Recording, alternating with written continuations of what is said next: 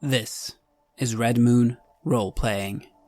Dr. Pages, you have your paperwork, you have your body. You don't think Kenneth is going to be joining you for this autopsy. Once again, you're having to go it alone, scalpel in hand, bone saw at the ready. Should you need it. All your favourite tools are right there on shiny stainless steel. Rib spreader. Electric saw. You've always been fond of that knife that hooks at the end, but you always forget the actual medical name for it. But you're not here just to play around. This isn't a workshop. And like you said to Kenneth, as much as you have seen many corpses in your time, it's best to treat them with respect, especially should you ever encounter their ghosts, their phantasms. Speaking of which, especially now I'm alone, this one's phantasm isn't hovering around, is it? I know it's always a little bit of a... Well, it's different for everyone, isn't it? Some of them wander about, some of them stay exactly where they were.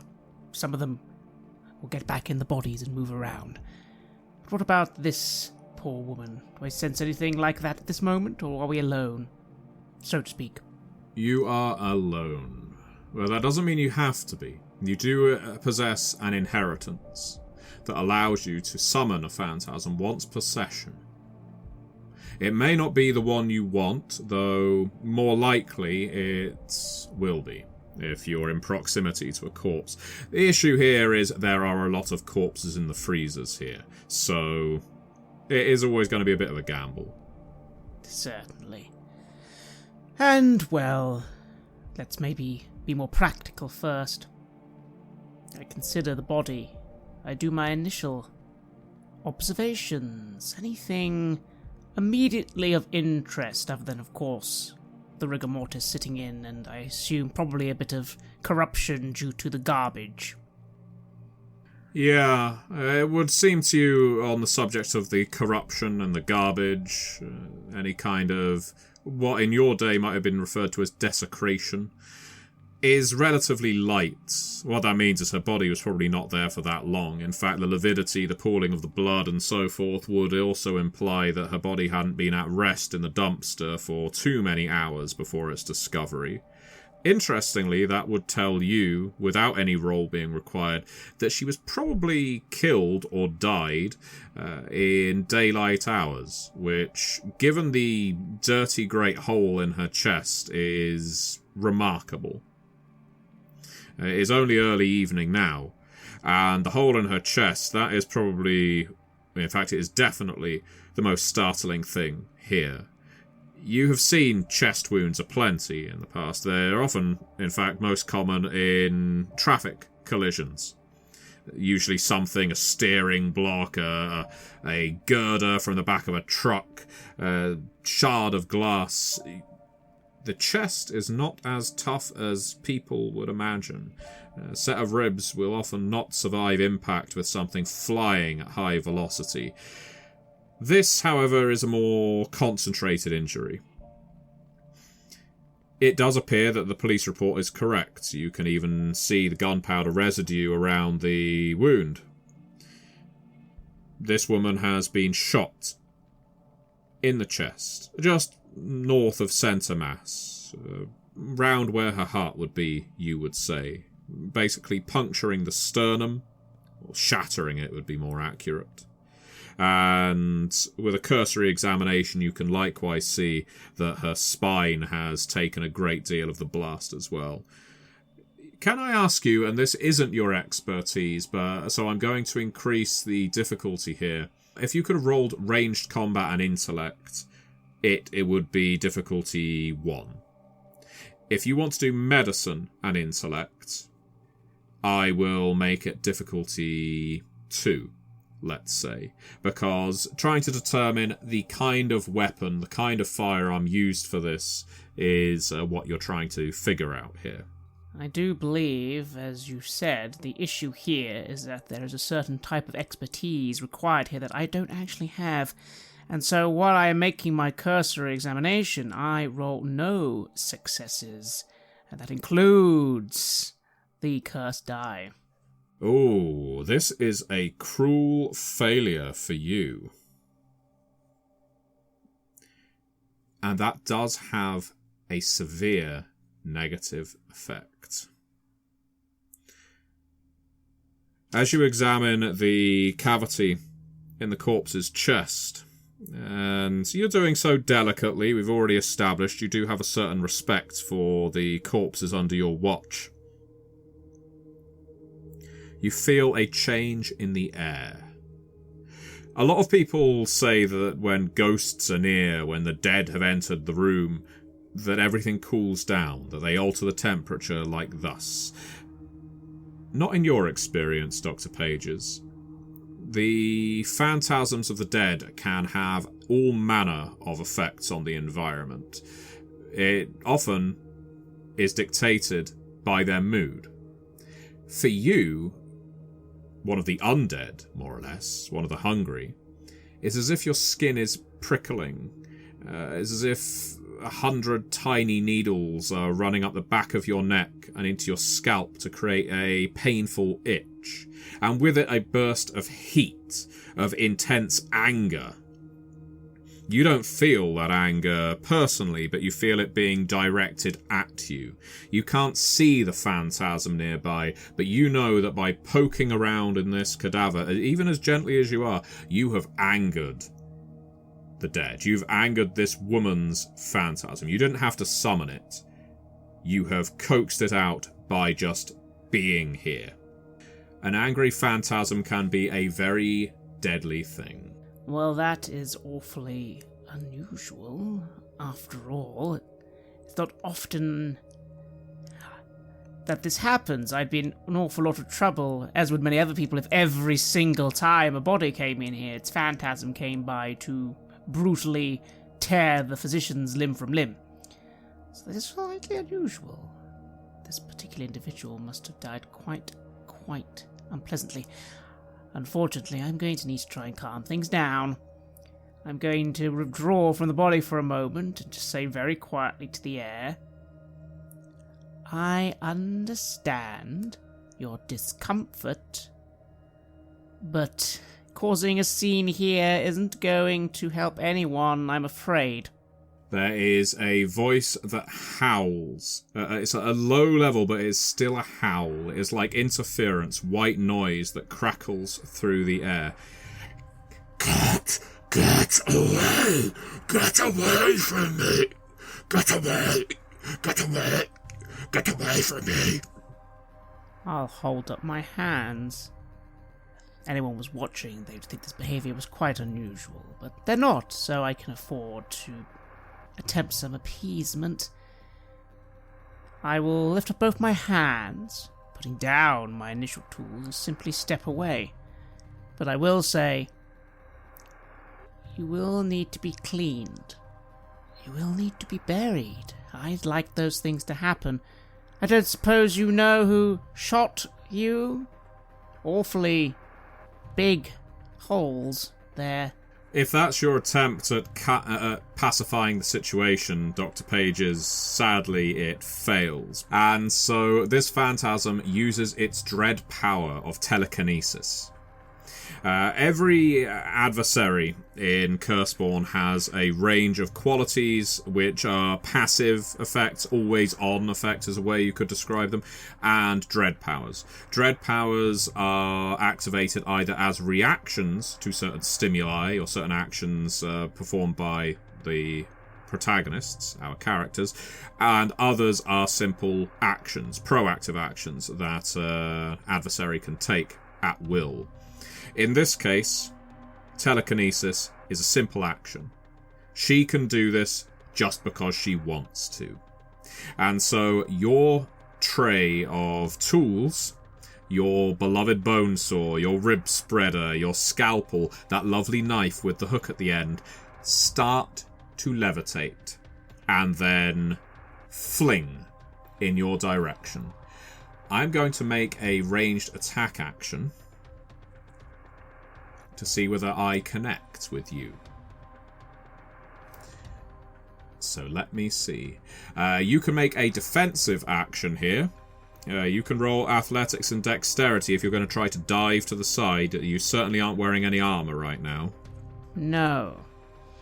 At this moment, could it be prudent, if a bit dangerous, to bleed my 1 curse dice to gain an enhancement to my physical attributes? My undead strength, as it were. I think I might need it. Yes, I mean, that means you're going to have to default to your damnation thereafter, which, to be honest, might be ideal, because you, as one of the Gaki, eat the dead. You eat phantasms and ghosts. So this may be cutting off your nose to almost benefit your face. So yeah, absolutely. Let's do it.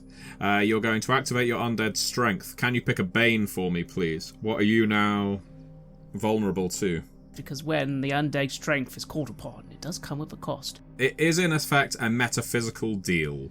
You are bolstering your physical ability at a cost of, for instance, becoming vulnerable to sunlight or bright light or holy symbols and so forth. Let's do fire.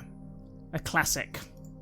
That is good. That is a good option, especially as this phantasm heated up the air around you. It may turn out to be a very bad option if this goes poorly for you, Dr. Pages. So, you are now vulnerable to fire, but you do have your undead strength.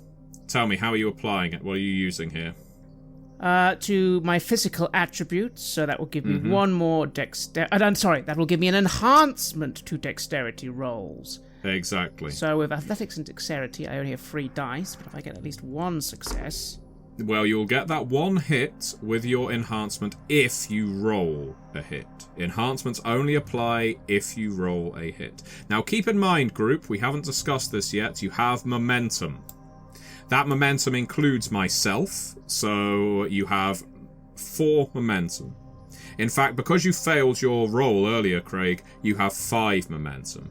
Momentum can be converted on a 1-for-1 basis to enhancements after your dice roll, because there's no point buying enhancements before it. You can also spend 3 momentum to turn a failure into a success. But that's a big drain of momentum, so it's up to you if you do it. So let's see how you do. First of all, roll your 3 dexterity. Not being very dexterous even with the strength, I have failed again. So, what does the group think?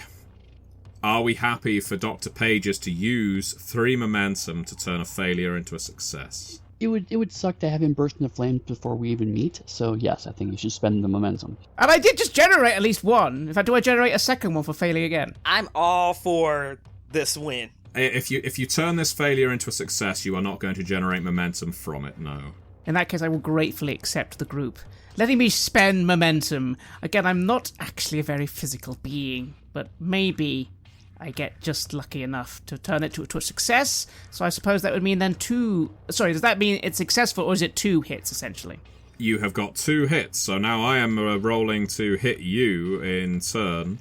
You can basically apply those additional hits to do things like dodge, but let's see how I do. And okay then, so I have, however, rolled 4 hits.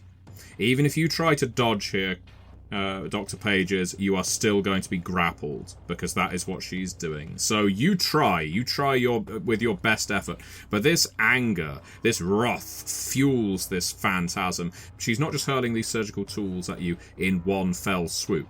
At first goes the scalpel. You duck out of the way of that. That's your first hit. Then comes the bone saw. Luckily, you avoid getting that cut across your scalp.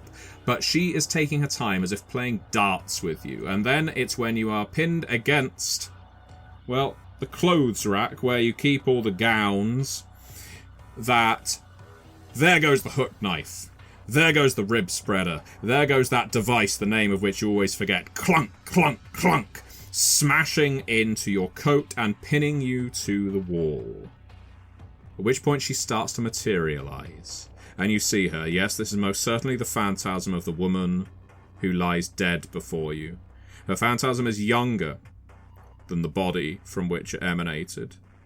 Almost somehow more scarred, more terrified in expression, but in a mix of that fear is the anger that you can feel bristling around you as the air gets hotter and hotter. And then you hear the door open on the other side of the morgue.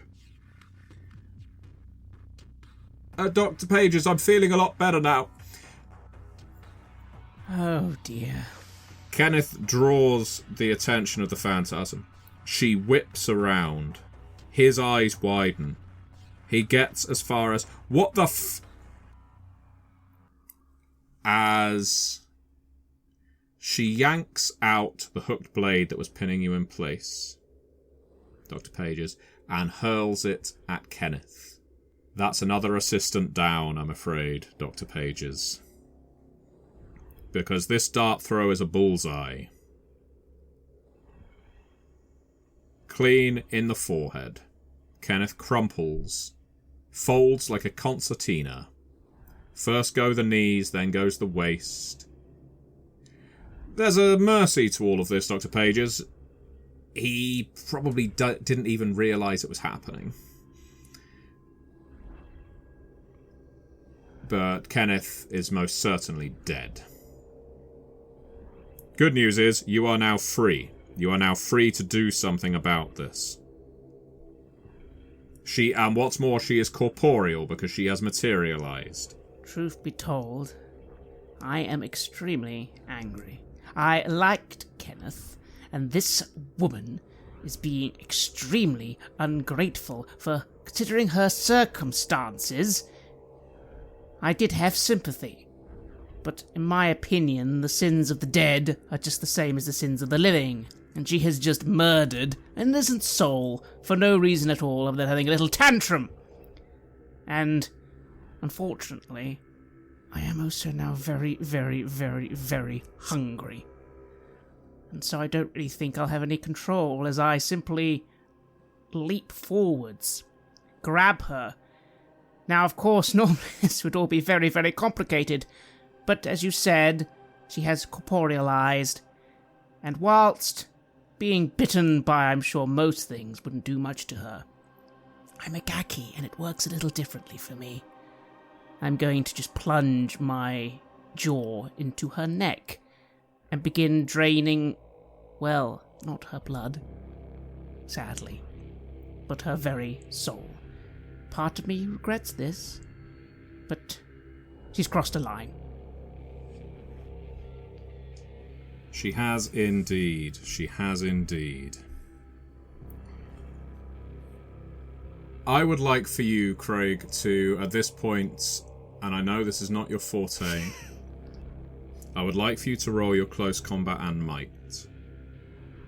Remember, you still have 2 momentum for the group, and momentum can be regained even if you spend it. I do have undead strength still active. You do have undead strength, that will still apply an enhancement, and of course you can always do that again. Oh no, you don't have any cursed dice with which to do it, so... But it does last for the scene. Yes, I mean you can't activate it twice. Oh yeah, I can't change what it does. Yes, it's currently locked into physical things. Yeah, But that's yeah. good, because thankfully this time we got 1 success with the enhancement, 2 successes. Superb. 2 hits. That is most certainly a success against this creature's defense. You are able to widen your jaw like a cobra and descend on this woman. There is not a moment of panic in her eyes. It is still pure burning rage as you swallow her head and then just start chugging her in, inch by inch, more and more of this spirit being folded into your jaw, pushing her in. And for a while there, she's struggling, but based on what I just rolled, she doesn't struggle hard enough. There is absolutely no way this is going to work out for her. So, you tell me, Craig, if someone were here to see you, if Kenneth were still alive to watch this, and thank God he isn't, what would he be seeing? What does it look like when Dr. Pages swallows a spirit like a boa constrictor devouring its prey? Well, it's deeply unnatural. more so due to the fact that one of my personal torments is my boundless hunger. Normally, plenty of hungry, of course, can just have a little sip, a little chew, a little bite here and there. I never can, I have to, when I commit, fully consume everything. Not to mention, I expended more energy than I was expecting, and I truly am boundlessly hungry right now. So as I extend my jaws, normally it doesn't look nearly this horrific, but in this case, yes, the spirit begins to just crunch down into me. And of course, the important thing to remember is that despite the corporealness, this is not a physical person anymore, it is a spirit. And so, you'd see the bits that hang out from my mouth still, the legs now, the arms, they begin to just sort of empty out from the inside, as if I'm literally sucking on a juice box.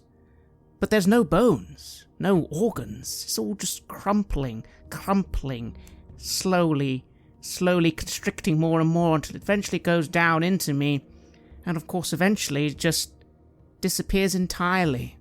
I haven't actually eaten a corpse. I've just absorbed it. And for a moment I retch a little. And again the last pretend shoe goes down into me. I believe I recover a curse dice, as well as healing an injury if I had one. You do indeed. It should be noted that telekinesis will only ever, with a protagonist such as yourself, purchase the established grapple trick, which is what she did. Now, she may have had another way of injuring you after the fact, but never got around to it. So no, you have suffered no injuries, but you have gained a curse die. You are no longer insatiable. And do I get an extra one as I engaged in my torment? I would suggest so. Because a few seconds pass, and truthfully I am mortified. I didn't want to eat this woman. She didn't deserve to be killed in the first place, never mind eaten this way.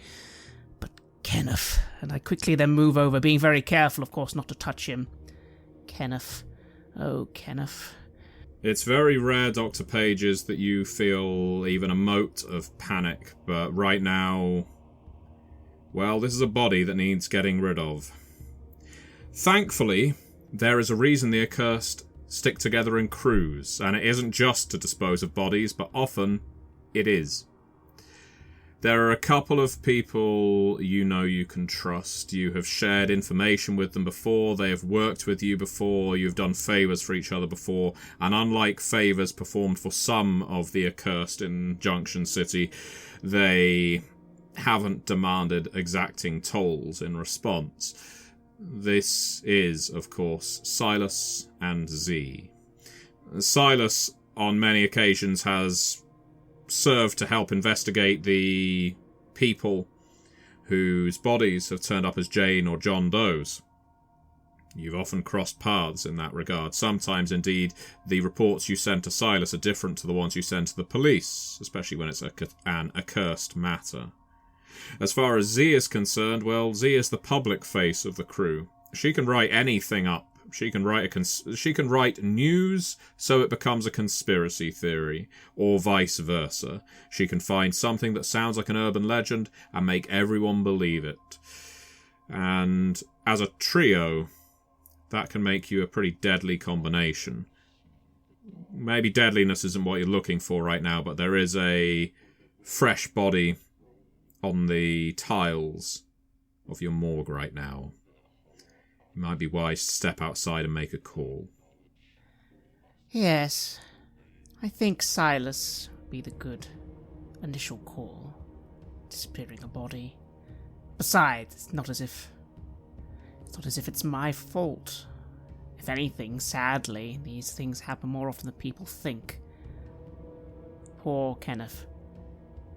I look at him for a moment. I won't paint him this way. No. He was so much fresher than this.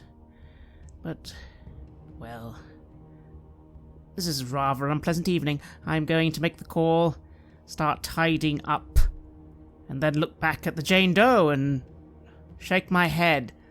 That didn't even help me with my job. I'm in a rather bad mood. We're going to cut ahead now.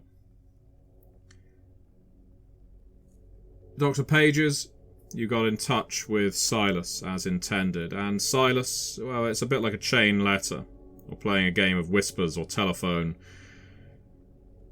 When Dr. Pages calls you, you inevitably call Z. It's a rather unhealthy mutual arrangement, but someone needs to ensure that if a story is about to emerge, it doesn't end up in the press.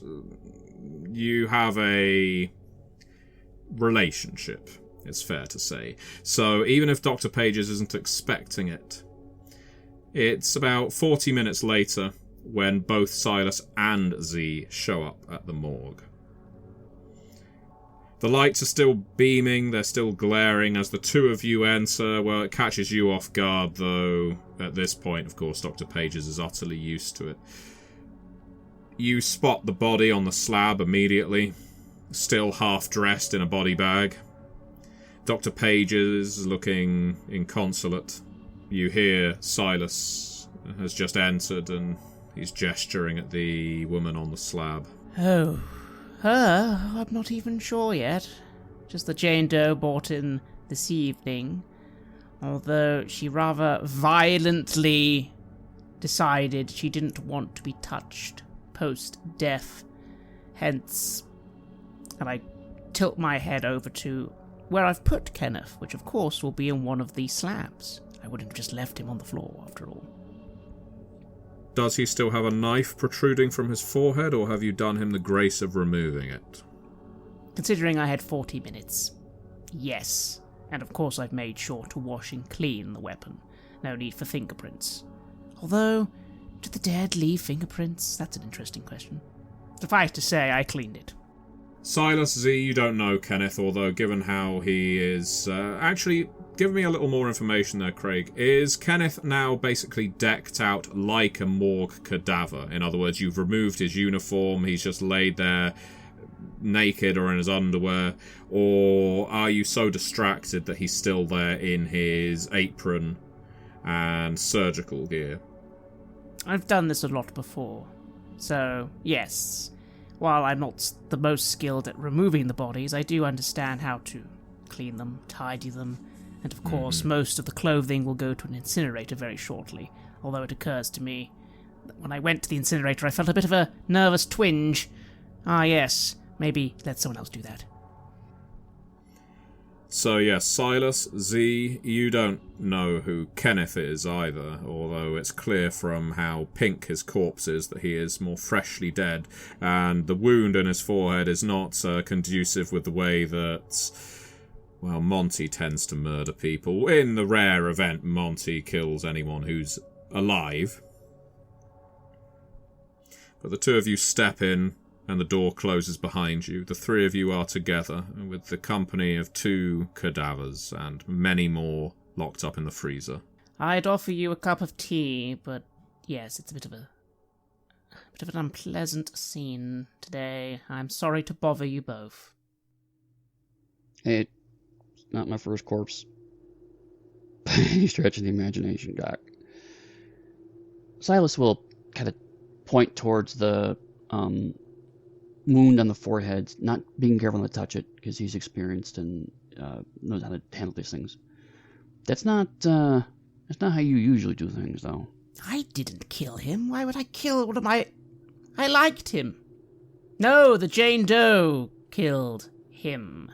So they both died in a struggle, or did she come back from death to kill him? Her phantasm manifested quite spectacular in this very morgue, and all I had done was begin the initial autopsy, so the manner of her death is rather unusual, I would think. Suffice to say, she brutally murdered poor Kenneth there, and then I dealt with her. You said Jane Doe, so you don't have a name on the woman? No. Have a look, and I gestured to the corpse. All I know is she was brutally shot sometime in the last maybe 24 hours and dumped in a bin somewhere. Poor thing. In an alley? Yes, in an alley, yes. I will pull the sheet back, or unzip the bag, I should say, for the Jane Doe. The two of you, both Silas and Z, get a good look at her now. It's troubling for both of you. Z, because you just saw this woman on TV. Well, I say TV. When you were catching the bus back from the diner, you had Netflix playing on your phone, headphones in, because you're not a bastard. And watching that documentary, she was one of the talking heads on it. She was one of La Tendresse's survivors.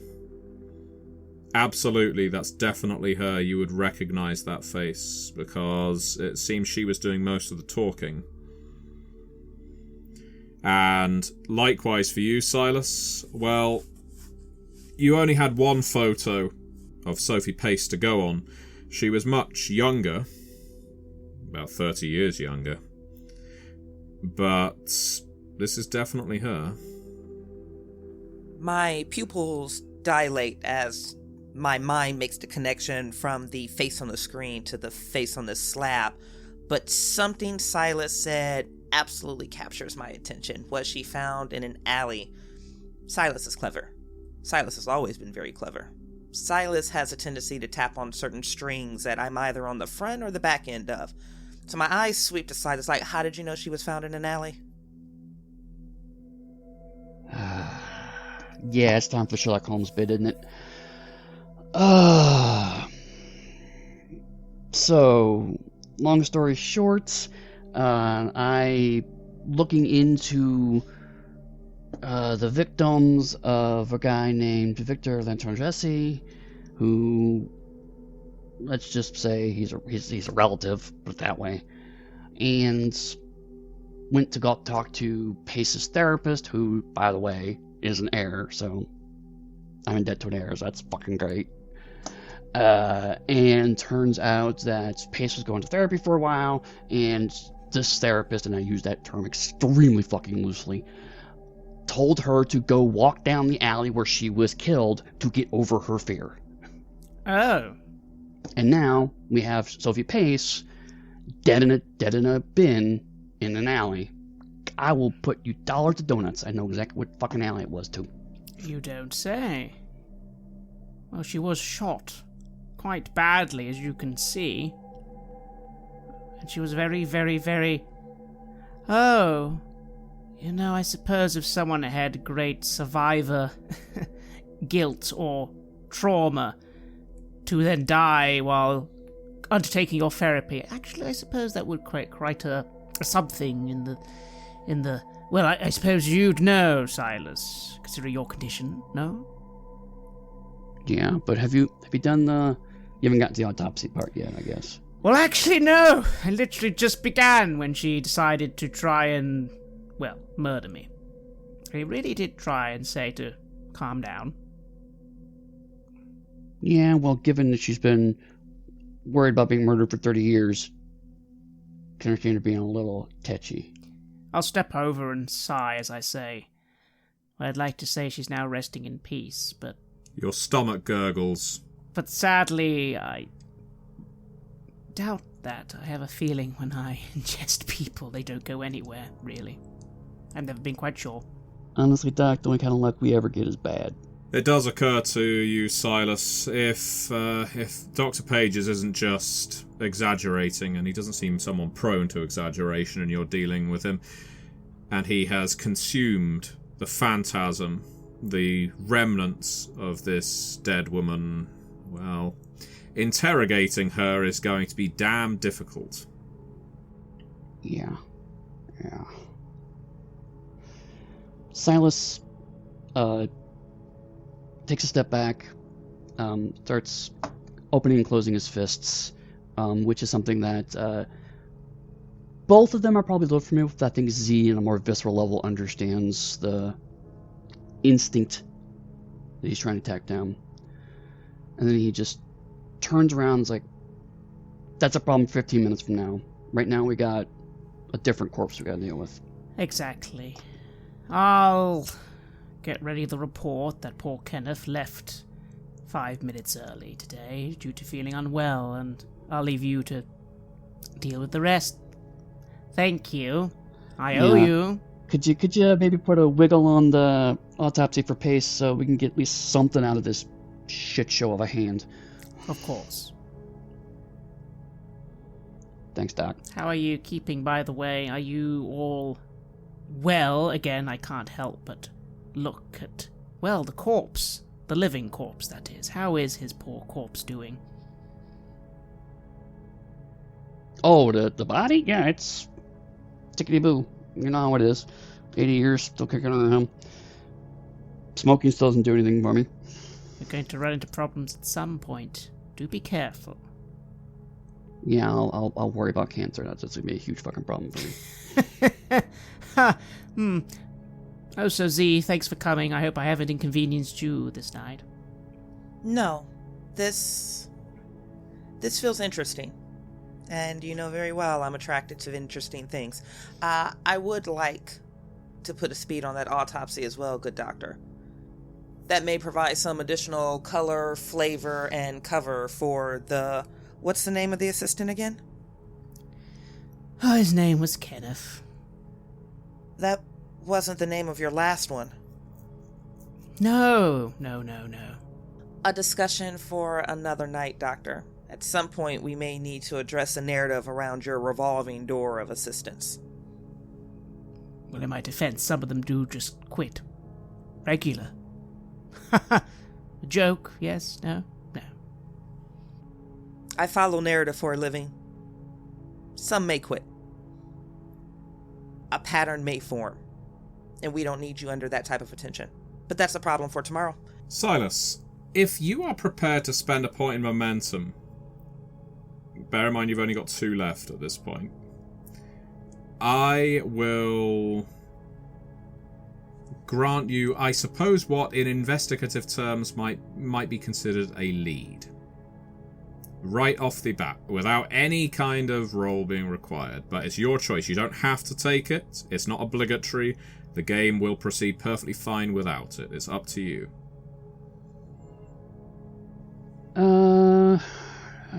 Actually, I want to see if I can roll my own first. Because... Well, actually, before I start, the lead in regards to disposing of Kenneth or a lead in regards to following Sophie Pace? Disposing of Kenneth. A whole double book here. In that case, yeah, I'll spend the momentum because I think I want to save my energies for the Pace case. Okay. Pace case. Okay. A thought strikes you. Assuming it's okay with everybody else. Yeah. Is everyone else fine with that momentum expenditure? Absolutely. Green light. It is rare for you, Silas, to have a fresh corpse ready for you with a life, with, for want of a better term, a backstory, an inn with existing friends and companions, and, well, I know Dr. Pages is one to talk, but he's not the first person tonight to comment on the ropiness of the cadaver you've been propping up for the last 80 years. So... yeah. It would be a short hop, skip, and a jump to abandon this, frankly, grey around the edges body that's being held together with very tight clothing, and just get the good doctor to stitch up the hole in the front of Kenneth's head, and bang. Brand new car, drive it straight off the lot. This is actually all unspooling in Silas's head, because he had been thinking that this is a cadaver who has very minimal physical damage. Seems like not many people would miss him, and his mind's just clean as a whistle right now. So, but if he does this, Silas knows that he's going to need to give in to his urges for a while, because it's not without cost. Because he'll have to bleed his last curse die to do this. So, Silas looks over Kenneth and starts to imagine himself. It's a bit shorter than I'm used to. It's a bit wider than I'm used to, but maybe we can make this work. And looks up to Z and Pages and says, "Alright, I can make Kenneth go away, more or less. Gonna need some private time? Maybe get together tomorrow evening? We'll talk?" Of course. I have work to do after all. Double, actually, now that I don't have my assistant. Yeah, well then if you could wrap this up and we can take it to go, that'd be great. Certainly. Thanks for the name. I won't put that on the record, of course. You will both never hear, but yes, I'll see if I can find anything more from the corpse. Appreciate it. Okay, while Silas is at work, the autopsy that's taking place of Sophie Pace, I'm going to suggest that as Z is present, while Z is by no means a doctor, she's certainly not a pathologist, that doesn't mean you can't use your bond with each other to enhance your dice roll. She may know what to look for in this case. And just based on her knowledge of the victims of Victor Latendresse, because we haven't really established that Monty Pages is as familiar with the crimes of Latendresse as Z and Silas. So if Monty would like to roll a medicine, and I know we keep defaulting to it, I'm going to go for medicine and resolve, because it's already been a long night. And so now you've just got to get this fucker done. But the strength of your bond, Monty, with Bridget's character, with Z, which is only 1, I think, but that will give you an automatic enhancement to your roll. So as long as you score 1 hit, that will become 2 hits. What we're looking for here, at this point, there are no more complications to buy off. You basically triggered all of them when you got your cruel failure. So I'm still going to set a difficulty of 2, partly as a result of your... It's not even exhaustion, it's in fact the feeling of being a bit bilious. You are absolutely rammed with ectoplasm right now. You are stuffed to the gills, and you have that post-lunch fugue about you that, yeah, is a kind of like a sense of tiredness. So, yeah, medicine and resolve, please, Craig. Well, I roll a 10 and a 9, both on the curse dice. So that is 4 successes. Wicked success. There we go. So that's then 4 in total, thanks to the bond enhancement. Yes, indeed. Excellent. Okay, well, a wicked success with 4 hits is quite spectacular, I think you'd all agree. So, here is what you learn. This is all going to be pretty comprehensive. For the next 40 minutes... 50 minutes, Dr. Pages goes to work on the body, and Z is unsettling, of course, to watch anyone work on a body like this, because there are points where he has to open her up, there's times where he has to examine organs, weigh them, drain her of her fluids, that kind of thing. None of that is terribly enjoyable, even to an accursed being such as yourself, to see a body dismantled like a cheap piece of IKEA furniture. But still, it is something that you go through and something that you learn from, it's fair to say. I am actually going to, because of the strength of that success, it was a wicked success, I'm going to increase your bond to each other. So now, essentially, you have acted impromptu-like as an apprentice to Dr. Pages, and you've learned something. You've maybe developed a respect for his art, so to speak. That is the result of your wicked success. Now, the autopsy itself. Yep, she definitely died when a blast took out her heart and part of her spinal column. Based on your research, you're checking fragments against your database. It looks like a shotgun blast, a shell, ball shell, probably shattered inside her. Judging from the fragments of metal within. Now, here's what's troubling, but you are able to find evidence of it. Evidence to the degree that you don't think this was staged. She has residue on her hands. Now, it's very uncommon for someone to not only shoot themselves with a shotgun in a dumpster, but to shoot themselves through the heart with a shotgun. Most people aim for the chin, for the head. That is typical. In the mouth. She apparently held onto a shotgun, pulled the trigger, and blew out her own heart, whilst naked in a dumpster, posed in a way that could be described as lascivious. And we're working through the hits here because you have got another one.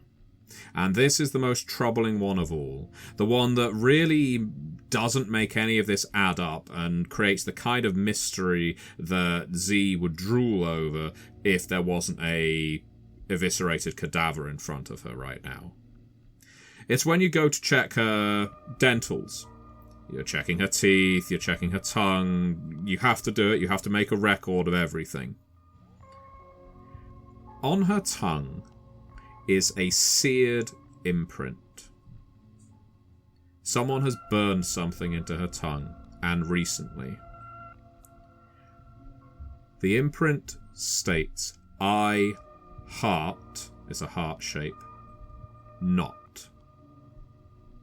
So I, heart, and then at the very tip of the tongue, not. It works its way down the tongue.